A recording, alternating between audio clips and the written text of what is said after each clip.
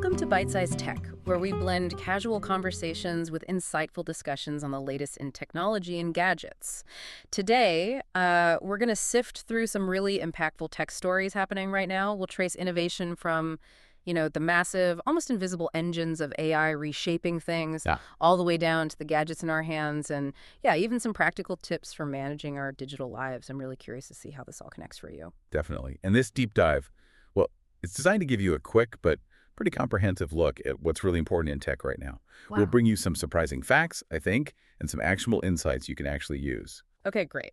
Let's kick things off with, well, it's a huge shift, isn't it? The sheer scale of investment in AI infrastructure. The key thing here isn't just the big numbers, right? It feels more like a global arms race for AI compute supremacy. Think of data centers as these next-gen industrial powerhouses, like AI factories almost, controlling the very infrastructure that's going to define the future economy. Google, for instance, they're planning to invest, staggering $25 billion in data centers and AI stuff, a lot of it tied to the PJM interconnection grid. That's across 13 eastern U.S. states. That's a huge energy network. Yeah, it really is. And what's fascinating here is just how fast this whole race is escalating. I mean, look at Meta. Mark Zuckerberg explicitly said his goal is investing hundreds of billions, plural, for superintelligence. They're planning these several multi-GW clusters like Prometheus, that's coming online in 2026, apparently. And another one, Hyperion, which could scale up to, get this, 5 gigawatts. 5 gigawatts. That's hard to even picture. Right. To put it in perspective, that could cover like a significant chunk of Manhattan's footprint. It's massive. Yeah. There are even reports, kind of wild, that Meta is using actual tents to build some data centers because they're in such a rush. Tents. Wow. That's some serious urgency right there. Ingenuity born of urgency, I guess. But does this breakneck pace worry you at all? Like, are we sacrificing something by building quite so fast? Well, it's a valid question, definitely. Yeah. This speed, it also speaks to some pretty profound strategic shifts happening. There's a small group, apparently, within Meta's new superintelligence lab. They've even debated abandoning their big open source AI model, Behemoth. Really? Abandoning Behemoth? Yeah. And that will be a huge shift from their previous, commitment to open AI. Yeah. It really highlights this philosophical tension that's emerging in AI, this push for superintelligence versus, open collaboration and democratic access.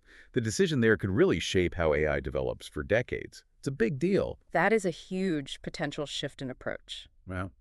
And, okay, locally, you mentioned these data centers popping up. While apparently 70% of people surveyed don't mind living near them, hoping for jobs and community benefits, there are still real concerns, right, about energy demand, noise, maybe property values taking a hit. Absolutely. Those are very real concerns. So what's the biggest challenge there for communities trying to navigate this boom? I think it's really balancing that promise of economic development with the tangible impacts on local residents and resources. It's a tricky balance. Makes sense. Okay, so from these huge, almost abstract AI factories, how does this cutting-edge AI actually, show up in our everyday tech, the stuff we use? Right. That's the key question for most people. Well, Google, for one, is planning to sort of combine Chrome OS and Android. The idea is to speed up feature development, especially for tablets, building on the Android app compatibility they already have, plus more desktop-like features. Okay, that could be interesting. And new AI features are already rolling out to phones, like the OnePlus 13, for example.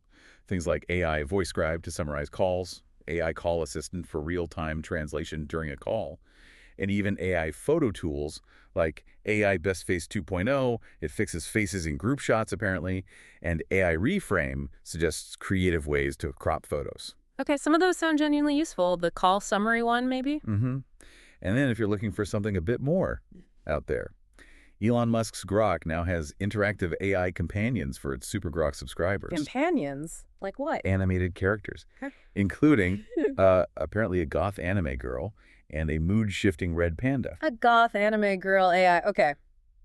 I'm not sure what to say to that. I'm just trying to get my AI to write a decent email, But maybe that's the next frontier in personalized tech. Who knows? Perhaps. Definitely shows AI moving into some wildly different spaces. For sure. Okay, moving on from AI's big picture stuff, let's get into some actual tangible tech. Gadgets making waves right now. What device breakthroughs have caught your eye recently? Yeah, beyond the AI headlines, there's always cool new hardware, right? So Samsung just unveiled the new Galaxy Z Flip 7. That was at their July Unpacked event. It's coming in at $1,100, same price as before, which is interesting.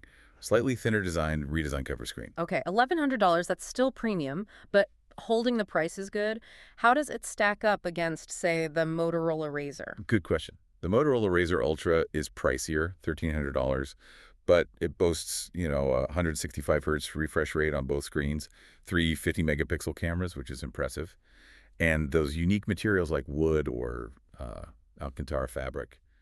Definitely different vibe. Mm. But the Flip 7, it has its own strengths, like a slightly larger cover screen, 4.1 inches. Mm. And this is a big one. Samsung's committing to 7 years of software and security updates. 7 years. Yeah. That means it's safely usable through 2032. That's, huge for longevity. That really is massive value, especially for a device you're dropping over $1,000 on. And speaking of value, maybe unexpected value, the M4 Mac Mini from Apple, that seems like a standout. It really does. It costs less than $600, I think $539 with the discount currently. But it apparently packs more punch than the $999 MacBook Air. Exactly. CNET picked it as one of their best desktops, a cheap alternative even. It's got a 10-core CPU, 10-core GPU, 16 gigs of unified memory, and it can drive up to 3 6K displays. Pretty powerful for the price. That really shows Apple broadening its reach, doesn't it? Powerful tech doesn't always have to mean top-tier prices. Absolutely. And sticking with visuals, for home entertainment, the LG G5 OLED TV, CNET's calling it the best and brightest OLED they've tested. Oh, really? What makes it so bright? It uses this unique 4-stack panel, apparently, that gives it best-in-class brightness.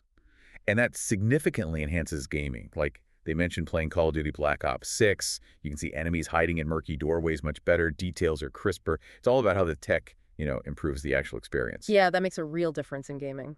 Okay, so we've seen the cutting edge. Let's pivot a bit. How can these insights help you, the listener, save money or improve daily life?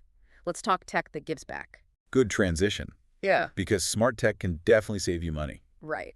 Take the Nest Learning thermostat, the Gen 4 model.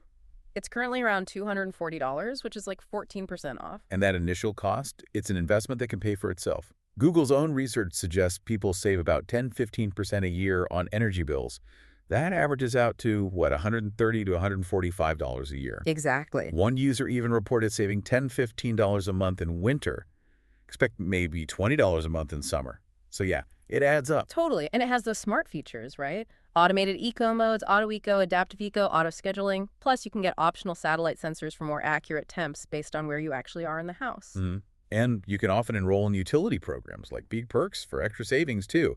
It's genuinely smart tech working for your wallet. Which kind of brings us neatly to another aspect of managing our digital finances. Ah, yes. The subscription headache. Let's talk about something super practical that affects almost everyone. Managing all those subscriptions.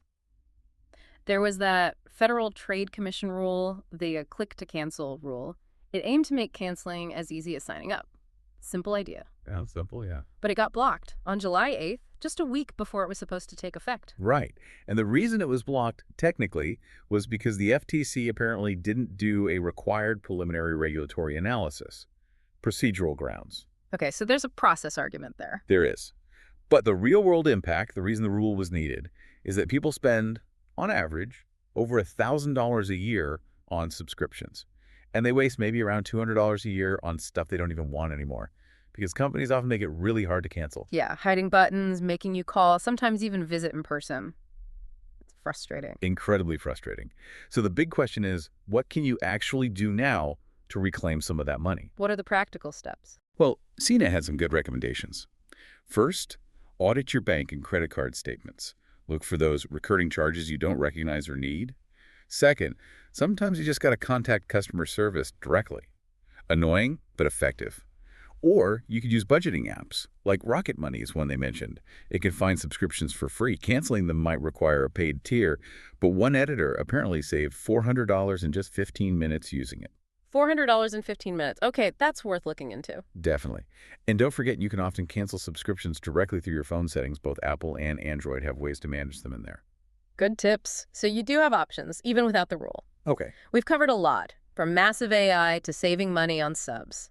Let's end on something maybe a bit more fun, highlighting the positive community side of tech. Let's give a quick nod to co-op gaming. Ah, yeah. Playing games with friends. It just never seems to go out of style, does it? Why do you think co-op gaming remains so popular? I think it's pretty simple, really. It's about shared experiences. Co-op gaming gives you that unique mix of collaboration, just hanging out with friends, and overcoming challenges together, something you don't quite get playing solo. Yeah, totally. Whether you're, like, solving puzzles together in a game like Split Fiction, or you're fighting off alien bugs in Helldivers 2. Which is intense. Oh, yeah. Yeah. Or going on these epic quests with your buddies in Baldur's Gate 3.